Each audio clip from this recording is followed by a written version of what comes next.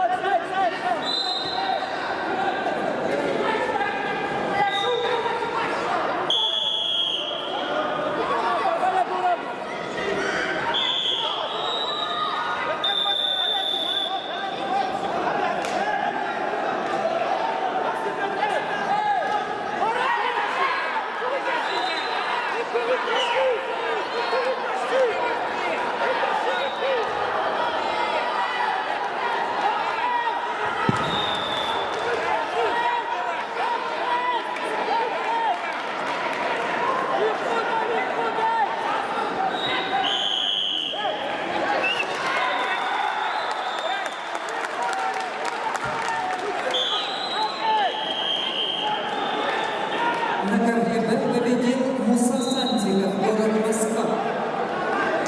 И выходит в финал весовой категории до 44 килограммов. Приглашаются Султан Рашбади, Дагестан, Хасулбек Тимир Султан, Дагестан.